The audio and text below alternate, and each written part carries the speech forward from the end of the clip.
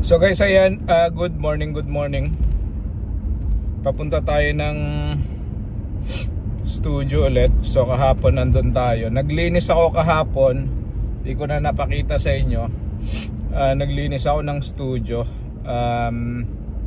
Ngayon naman ay susubukan nating i-set up yung podcasting natin. So hopefully ma-set up natin ng ayos.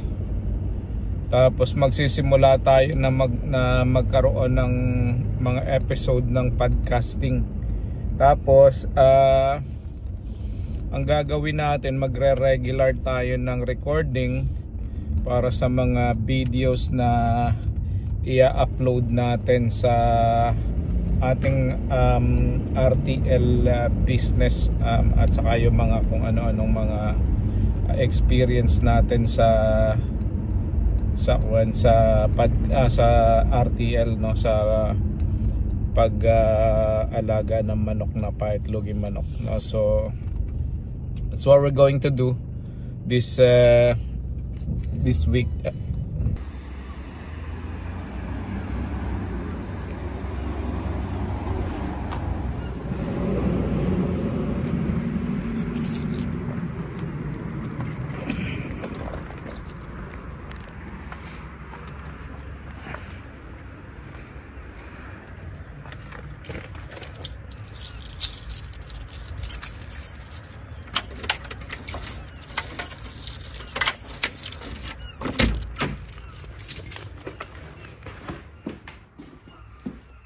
So here's the studio, guys.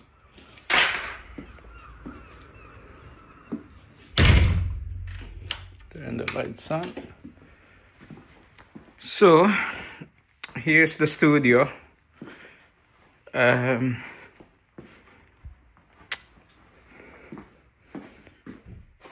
Para sa mga nagtatanong, lock natin to, baka mamaya may pumasok kayo, nasa taas tayo.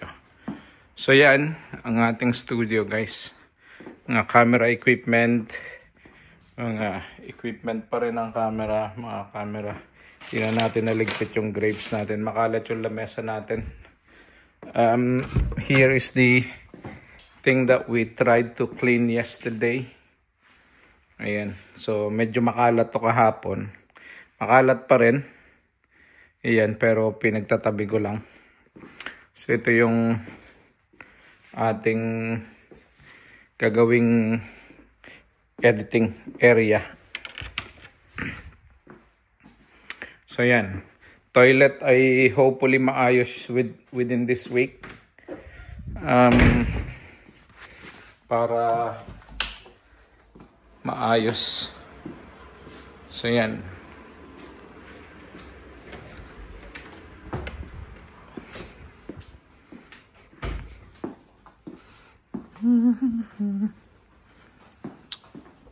Ito yung taas.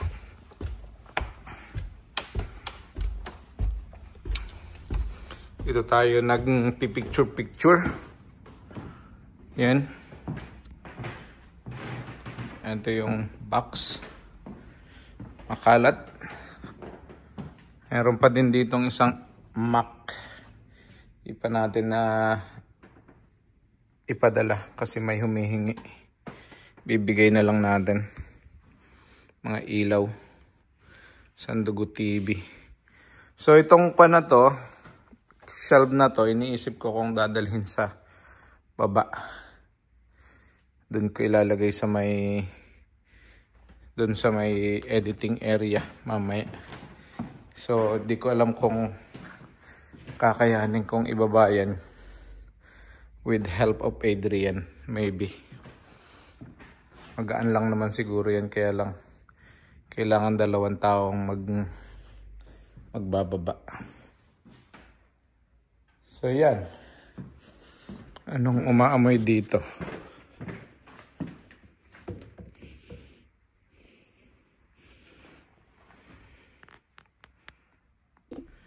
So ngayon, guys, ang kailangan natin gawin ay mag-ready ng mga batteries na mga gagamitin, na yung mga gamit natin bukas, yung mga gagamitin natin bukas sa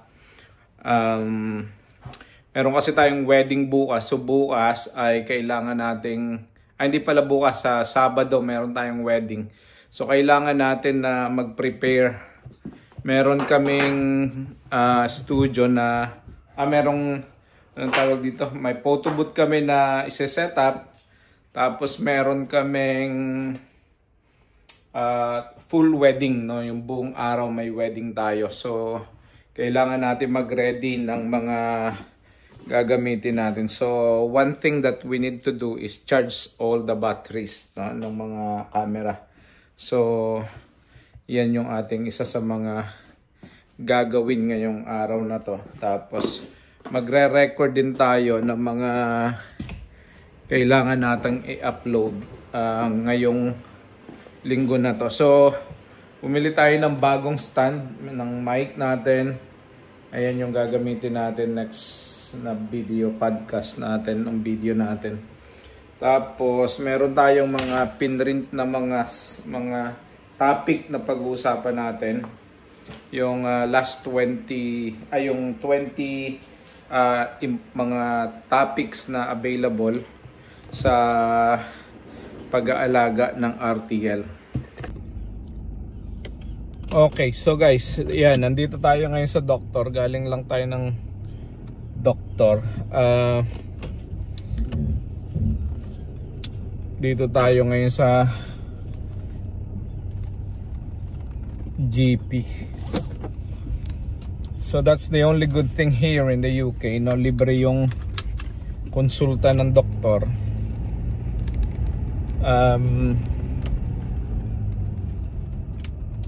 Pagka dito ka nag-work, kahit paano libre. Sa marami naman yata sa abroad, libre yung mga hospitalization. Sa Saudi libre, sa Qatar libre din, karamihan yata libre pagka ikaw ay nasa ibang bansa. Sa Pilipinas lang talaga malaki ang bayad. Pero nakakatuwa ngayon guys, no, yung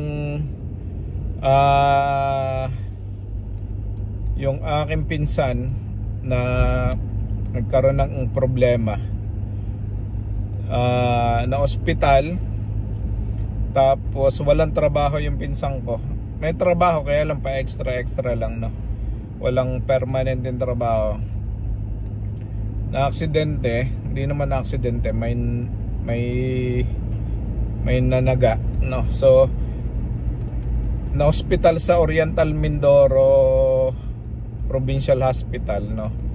Ngayon ay walang binayaran. Lumabas kahapon, alam ko kahapon lumabas after so many days sa hospital, parang ilang linggo din na hospital, walang binayaran kahit ano. So nakailang operations siya, nakadalawang operation yata siya, yung sa paa niya, yung sa lieg niya, at saka yung sa mga kamay niya. Yun ay parang dalawang major operation. Walang bayad, ang binayaran lang ay yung mga materyales, no, na ginamit. And for example, yung mga tube, mga bakal na ginamit, yung mga titanium na ginamit, parang nasa around 50,000 lang ang binayaran doon sa mga gamit.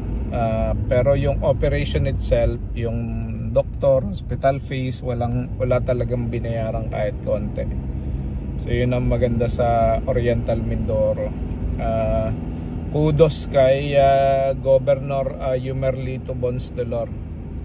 Yan, maraming salamat sa mga magagandang programang pinapatupad sa Oriental Mindoro. So kahapon ang naging bill ay parang 90,000 pa. 90,000 yung all in all na babayaran dapat. Pero yung 20,000 binayaran ng PhilHealth, tapos yung 70,000 binayaran ng Malasakit. So may tinatawag na program, hindi ko alam kung ito ay initiated by the provincial government o ito ay programa sa national, no. So ang tawag nila Malasakit. So yung malasakit, depende sa katayuan mo sa buhay. Minsan 5,000 lang yung mabibigay sa'yo, minsan 10,000, minsan kinukuha lahat yung bills mo. So yung pinsan ko ay walang binayaran kahit isang 5 kahapon. Yung 90,000 automatic na nabawasan kahapon. So yan guys, usapang itlog, marami siyang sugat kasi tinaga tong pinsan ko.